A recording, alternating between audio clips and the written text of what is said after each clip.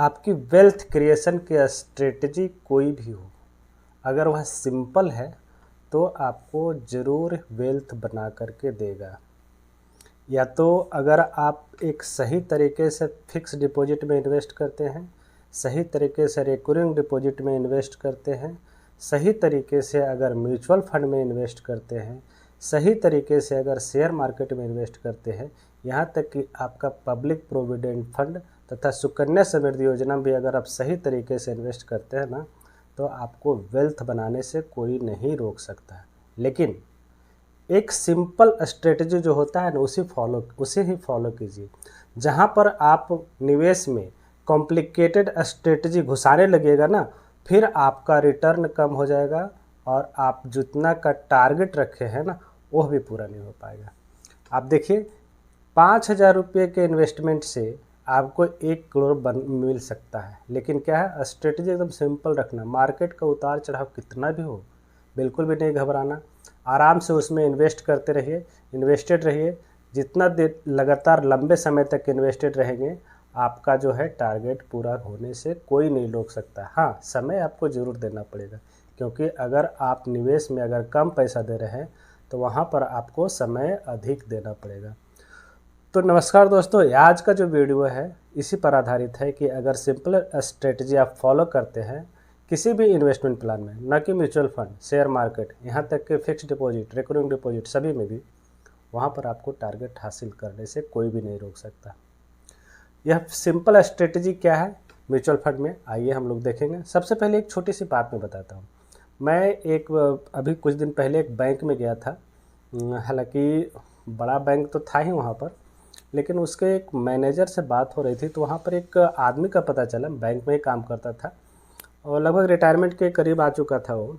तो धीरे धीरे करके वो इतना कॉर्पस इकट्ठा कर लिया था और वह क्या करता था, सिर्फ और सिर्फ फिक्स डिपॉजिट में इन्वेस्ट करता था। फिक्स डिपॉजिट में इन्वेस्ट करने का तरीका बहुत सारे हैं। मैं आगे आने वाली वीडियो में एक आध वीडियो बनाऊंगा उस पर, जो कि फिक्स डिपॉजिट में किस तरह से इन्वेस्ट किया जाए ताकि आपको आगे चल करके अच्छा रिटर्न देखने को मिल सकता है। तो क्या करते थे, अपने बैंक में ही फिक्स डिपॉजिट का लाभ उठाते थे और उसी को इन्वेस्ट करते करते उनके पास 11 करोड़ का अमाउंट हो चुका है। अब आप सोच सकते हैं 11 करोड़ को अगर फिक्स डिपॉजिट में भी रखें, अगर 7% का इंटरेस्ट रेट में मिलता है, तो वहाँ से प्रति करोड़ पर उनको 7 लाख रुपये का ब्याज मिलेगा। टैक्स वगैरह के बाद की बात है, वो तो अलग है। तो इस तरह से सिंपल स्ट्रेटजी का उपयोग करते हुए उसने 11 करोड़ का कॉर्पस बना दिया। अब क्या कोई दिक्कत है? किसी तरह का कोई दिक्कत नहीं। अब आगे आराम से उनकी ज़िंदगी कटेगी, कोई किचकिच नहीं, कुछ नहीं।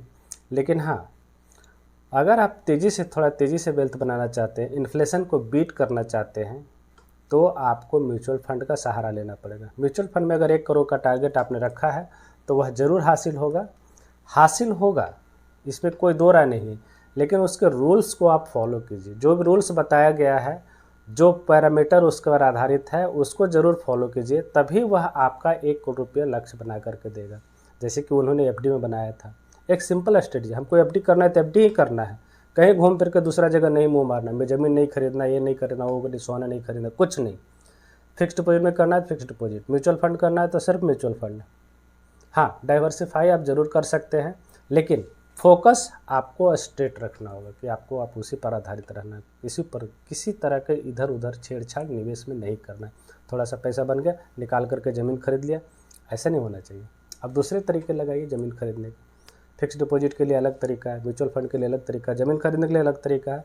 तो आप उस तरीक़े को फॉलो कीजिए।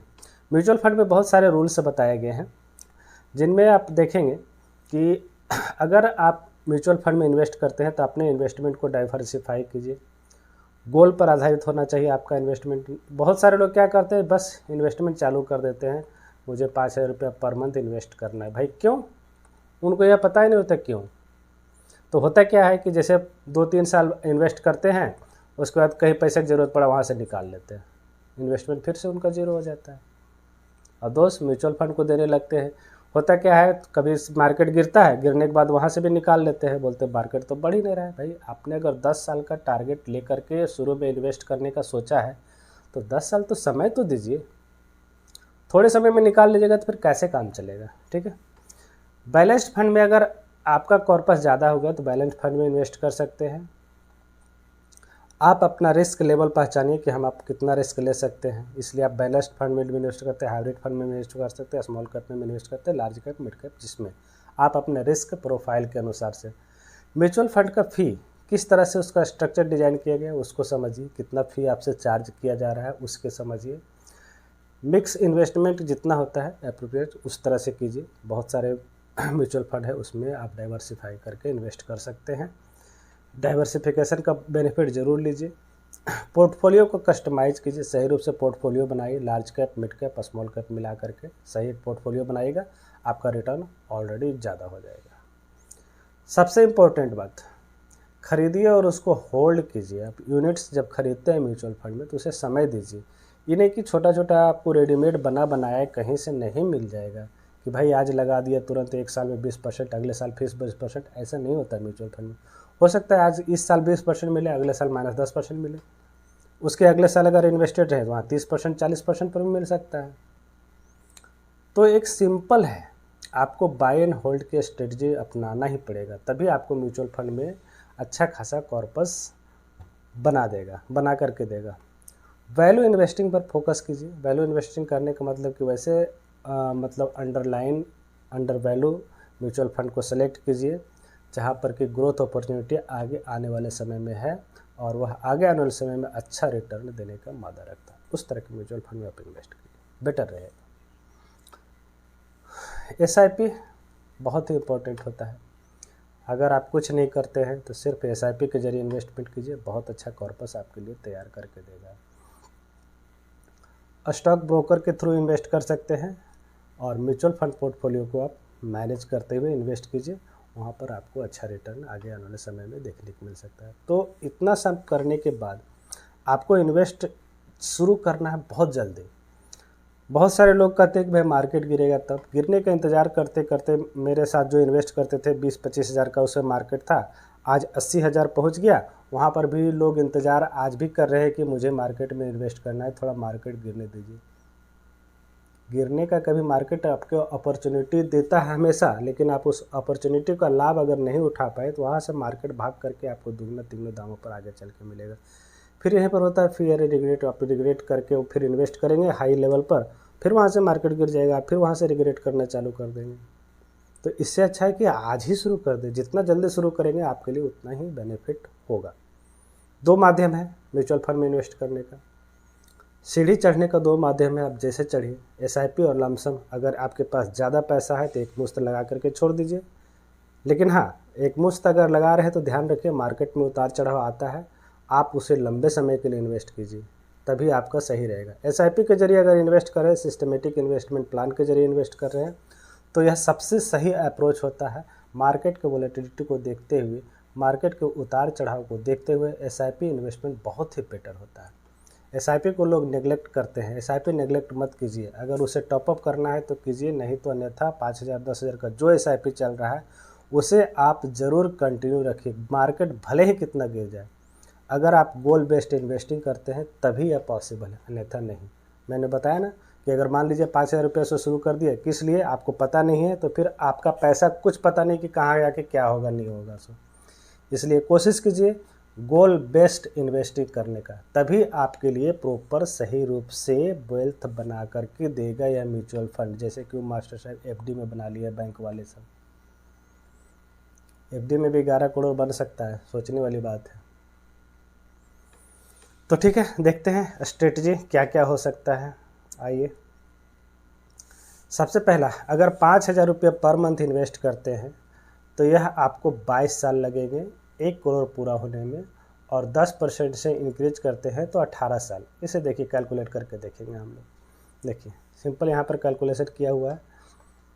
5,000 रुपये पर मंथ, 15% का रिटर्न पकड़ करके चल रहे हैं, 22 साल का समय लग रहा है, वहाँ पर मैच्योरिटी वैल्यू आपको 1 करोड़ 4 लाख रुपये के आसपास बन रहा है। अब इसी इन्वेस्टमेंट को थोड़ा सा बढ़ा देते हैं, क्योंकि आपका जो है अगले साल थोड़ा सा इंक्रीमेंट बढ़ेगा, है ना। इंक्रीमेंट मान लीजिए नौकरी करते हैं तो वहाँ पर 10% से इंक्रीमेंट बढ़ता है, आप ईयरली उस इन्वेस्टमेंट को 10% के अनुसार से बढ़ा दीजिए, तो वही 1 करोड़ का टारगेट हासिल होने में आपको लगभग 17-18 साल लगेंगे।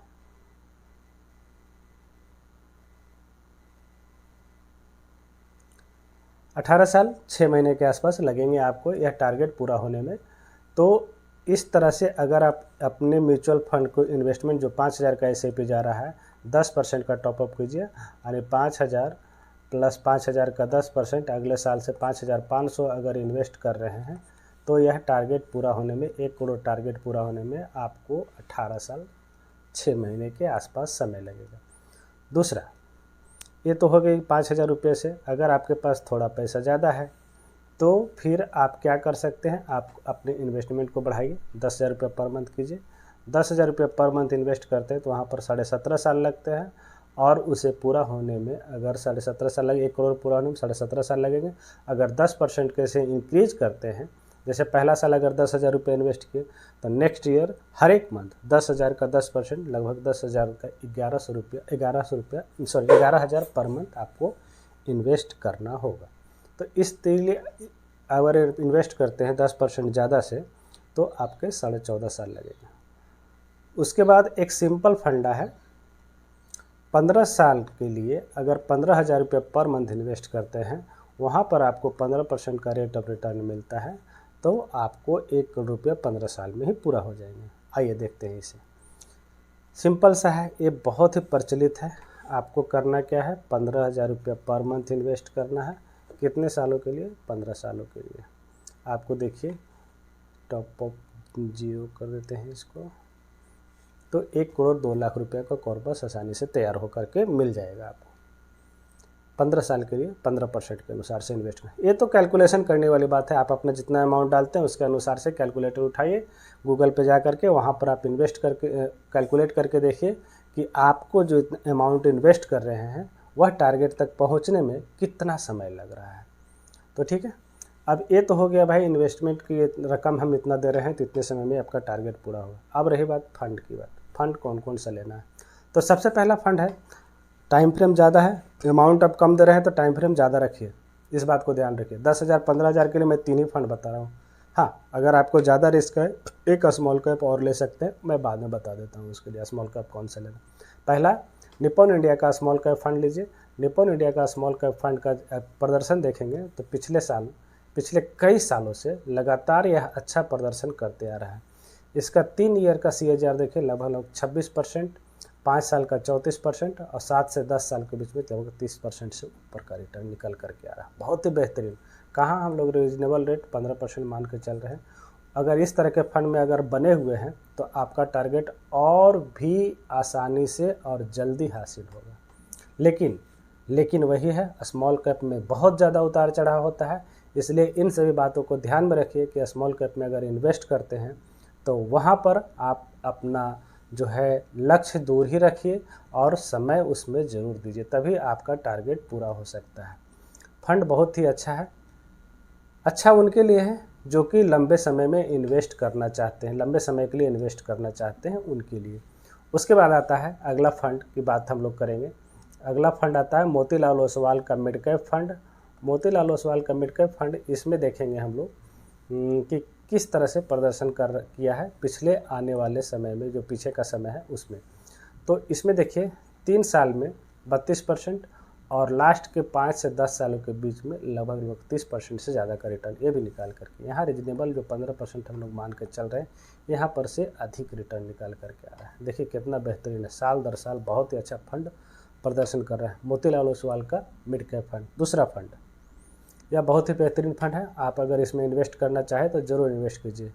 बहुत सारे लोग को ये डाउट होता है ना कि भाई NAV ज़्यादा हो गया तो उसमें रिटर्न कम मिलेगा। NAV से रिटर्न का कोई भी लेना देना नहीं है, ऐसा कुछ है ही नहीं। उसमें क्या करते हैं, जैसे पैसा उनका मार्केट कैप ज़्यादा होता है, एसेट अंडर मैनेजमेंट ज़्यादा होता है, AUM ज़्यादा हो जाता है तो बहुत सारे स्टॉक्स और बढ़ाए जाते हैं। अभी 50 स्टॉक में इन्वेस्ट कर रहे हैं, AUM बढ़ेगा तो 60 70 80 100 200 तक पहुँचता है।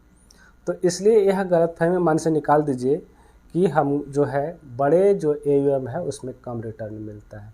इस तरह के गलतफहमी आपको निकालनी पड़ेगी। लास्ट और तीसरा फंड के बारे में हम लोग देखेंगे। तीसरा फंड जो है पराग पारिक का फ्लैक्सी का फंड लिया गया है। पराग पारिक का फ्लैक्सी का फंड का AUM आज के डेट में देखेंगे तो 81,000 करोड़ के आसपास पहुंच चुका है, उससे ज़्यादा ही हो चुका है। लेकिन यह फंड लगातार बहुत ही बेहतरीन प्रदर्शन कर रहा है क्योंकि इसमें इंटरनेशनल एक्सपोजर होने के साथ साथ ये इंडियन मार्केट के साथ साथ इंटरनेशनल में भी इन्वेस्ट करते हैं, इसलिए इस फंड का प्रदर्शन गिरते पड़ते मार्केट में बहुत अच्छा निकल करके आता है। इस ईयर को हटा दें क्योंकि रेगुलेटरी चेंज हुआ था यहाँ पर, इसीलिए इसमें नेगेटिव रिटर्न देखने को मिल रहा है। अन्यथा आप देखेंगे कि लगभग सभी ईयर पॉजिटिव रिटर्न निकल करके आया है पराग पारिक का फ्लैक्सी कैप फंड में।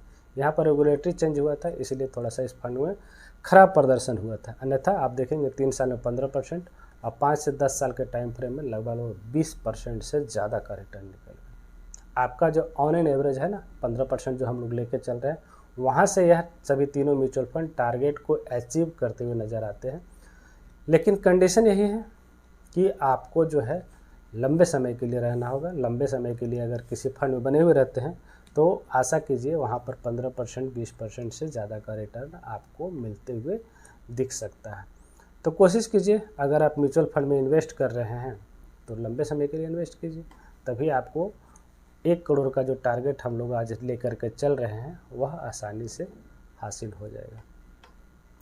तो ठीक है, कोशिश कीजिए इन्वेस्ट करने के लिए। इन्वेस्टमेंट जितने जल्दी शुरू कीजिए आपके लिए उतना ही बेटर रहेगा, और SIP के जरिए कीजिए। सिंपल अप्रोच अपनाइए, ज़्यादा कॉम्प्लिकेटेड मत कीजिए।